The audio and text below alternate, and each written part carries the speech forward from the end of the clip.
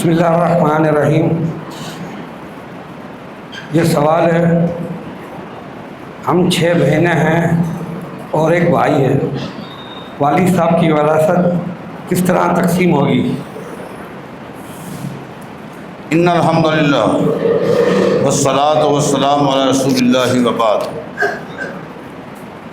میں نے بارہا یہ بات عرض کی تھی کہ وراثت کے حوالے سے انفرادی نشست میں سوالات کیا کریں، چونکہ وراثت کا مسئلہ ایک ایسا ہوتا ہے جس میں سائل سے بہت ساری چیزیں پوچھنی ہوتی ہیں، بہت ساری معلومات لینی ہوتی ہیں، اس کے بعد جواب دینا ہوتا ہے۔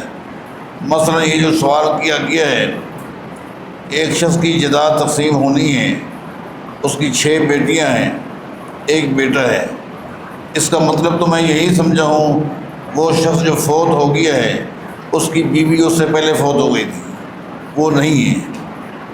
اس کا مطلب یہ ہے کہ اس کی بیوی اس وقت زندہ نہیں ہے، وہ اس کے مرنے سے پہلے مر گئی تھی، ورنہ اس کا بھی حصہ ہوتا۔ یا یہ عورت کی وراثت ہے تو اس کا مطلب یہ اس کا خامند اس سے پہلے فوت ہو گیا تھا، اگر وہ ہوتا بعد میں فوت ہوتا اس کا بھی حصہ ہوتا۔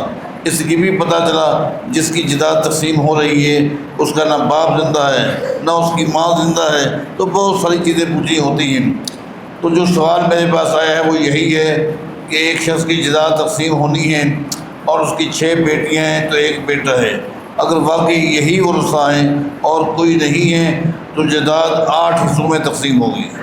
جائیداد کے ٹوٹل 8 حصے ہوں گے، جس میں 2 حصے بیٹے کو دیے جائیں گے اور 6 حصے جو ہیں 6 بیٹیوں کو ایک ایک کر کے دیا جائے گا۔ واللہ اعلم بالصواب۔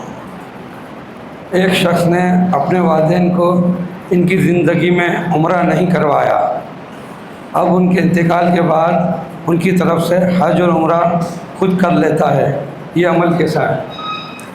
دیکھیں، اگر کسی شخص نے اپنے والدین کو ان کی زندگی میں انہوں نے عمرہ نہیں کیا، ان کے والدین نے، تو اس کی کئی وجوہات ہو سکتی ہیں۔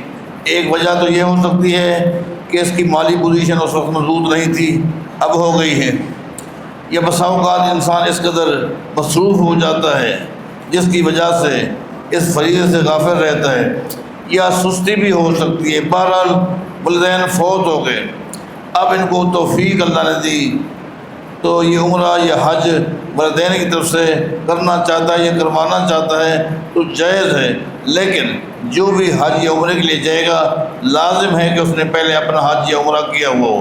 اس کو بولتے ہیں حج بدل۔ حج بدل کے لیے لازم ہے اس نے اپنا حج کیا ہوا ہو، وہ پھر کسی اور کی طرف سے حج بدل کر سکتا ہے، عمرہ کیا ہوا ہو کسی اور کی طرف سے عمرہ کر سکتا ہے۔ اگر وہ پہلی مرتبہ خود حج پہ جا رہا ہے اور نیت کرتا ہے اپنے والد کی طرف سے یا والدہ کی طرف سے اور اس نے خود حج نہیں کیا تو والدین کی طرف سے وہ حج نہیں کر سکتا، وہ اس کا ہی حج کہلائے گا۔ شریعت میں تالی بجانا کیسا ہے؟ کیا تالی بجانے سے 10 نیکیاں کم ہو جاتی ہے؟ وضاحت فرمائیں۔ دیکھیں، اہم ترین عبادت نماز ہے۔ نماز کے اندر بھی شریعت نے حکم دیا ہے کہ اگر امام بھول جائے تو عورت اپنے ہاتھ پر ایک مخصوص انداز میں ہاتھ بجا کر، جس کو آپ تالی ہی کہہ دیں، وہ امام کو متنبہ کر سکتی ہے کہ آپ غلطی پر ہیں۔ یہ شکل مجھے ایک سمجھ آئی ہے جو احادیث میں ہے۔ باقی جو پروگرام ہوتے ہیں اور کسی کے اچھے جملے پر، کسی کی تقریر پر واہ واہ کہتے ہیں، تالیاں بجاتے ہیں، تو یہ تالی بجانا یہود و نصارہ کا عمل ہے، قرآن و حدیث سے کہیں بھی اس کا ثبوت مجھے نہیں ملا۔ باقی رہا یہ کہ مجھے پتہ نہیں کہ کس بات پر آپ چاہتے ہیں کہ تالی بجانے سے 10 نیکیاں کم ہو جاتی ہیں، آیا مطلقاً یا کسی خاص پروگرام کے حوالے سے؟ پر تالی بجانا مجھے کہیں نہیں ملا۔ تالی بجانے کی یہی شکل ہے کہ جو میں نے آپ کو بتا دی ہے۔ باقی پروگراموں میں یا اس طرح کے معاملات میں یا کھیل کود میں یا بسا اوقات میچوں میں یا کسی کے کامیاب ہونے پر کسی کی خوشی میں تالیاں بجائی جاتی ہیں، یہ سارے عمل یہود و نصارہ کے ہیں، قرآن و حدیث میں مجھے اس کا کہیں وجود نہیں ملتا۔ کسی نے جادو کروایا ہے، اس کے توڑ کے لیے کسی نے علاج بتایا ہے کہ سمندر پر جا کر توڑ کرنے والا توڑ کرے گا، اور جس جگہ پر پریشانی ہے اس جگہ پر سورہ فاتحہ، سورہ بقرہ کی ریکارڈنگ چلائی جائے اور نماز کی بھی پابندی کی جائے، معلوم یہ کرنا ہے یہ علاج کرانا کیسا ہے؟ دیکھیں،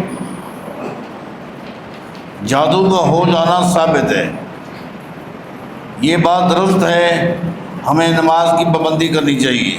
جادو کی وجہ سے ویسے بھی ہمیں ہر ایک کو نماز کا پابند ہونا چاہیے، اور اسی طرح یہ بھی احادیث سے ثابت ہے کہ اس طرح کے آدمی پر آل عمران، سورہ بقرہ، اس طرح کی آیتوں کا پڑھنا، چونکہ نبی صلی اللہ علیہ وسلم کا فرمان ہے جس جگہ یہ پڑھی جاتی ہیں وہاں جادو کا اثر نہیں ہوتا، لہٰذا آخری 2 صورتیں ہیں معوذتین، اس کے بارے میں بھی عبداللہ بن مسعود رضی اللہ تعالیٰ عنہ فرماتے ہیں یہ 2 دم ہیں جادو کے توڑ کے لیے جو اللہ نے محمد مصطفیٰ پر نازل کی ہیں صلی اللہ علیہ وسلم، لہٰذا ان کی بھی تلاوت کی جا سکتی ہے، ان کا بھی دم کیا جا سکتا ہے۔ باقی جو باتیں آگے بتائی گئی ہیں کہ سمندر میں جائے گا وہ یہ کرے گا، یہ وہ کام ہیں جو بالکل شریعت کے خلاف ہیں، اور یہ وہ لوگ کرتے ہیں جو بالکل جن کا دین کے ساتھ کوئی تعلق نہیں۔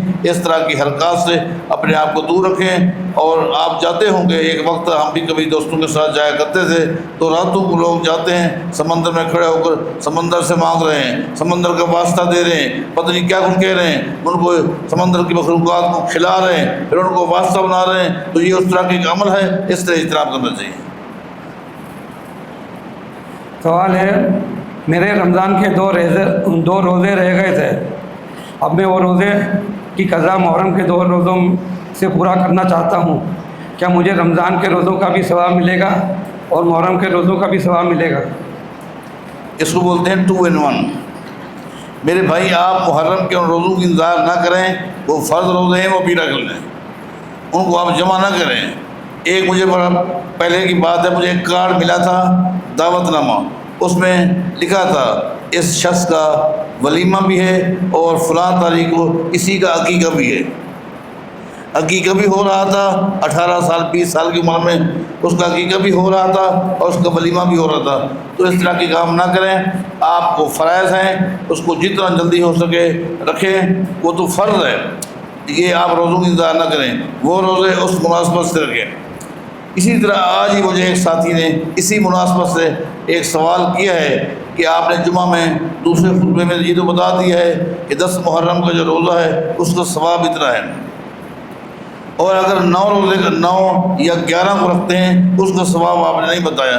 میں سمجھتا ہوں کہ میں نے تو بتا دیا تھا، یہ نبی علیہ السلام کا حکم ہے، اور شریعت کے مطابق جو بھی کام کرو گے ضروری نہیں اس کا اجر ہمیں پتہ ہو کیا ملے گا، ہمارے لیے اتنا کافی ہے کہ شریعت کا حکم ہے، اور شریعت کے مطابق کوئی بھی کام کرو گے اس پر انشاءاللہ آپ کو نیکیاں ملیں گی۔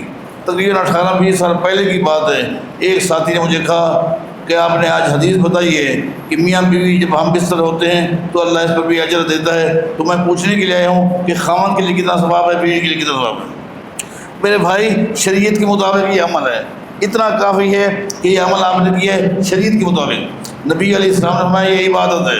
صحابہ کرام نے حیران ہو کر پوچھا تھا یہ تو آدمی اپنی خواہش کو پورا کرنے کے لیے کرتا ہے، یہ کون سی عبادت ہے؟ نبی علیہ السلام نے فرمایا تھا اگر کوئی شخص اپنی خواہش کو پورا کرنے کے لیے نکاح کے علاوہ کوئی دوسرا راستہ اختیار کرتا ہے گناہ ملے گا؟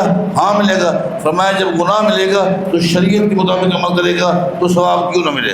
ضروری نہیں کہ ہر ثواب کے تعین کا آپ کو علم ہونا چاہیے، بس آپ یہ سمجھیں کہ شریعت کے دائرے میں رہ کر کوئی بھی کام کرو گے اس میں اجر ہے، ثواب ہے، اور وہ عمل عبادت ہے انشاءاللہ۔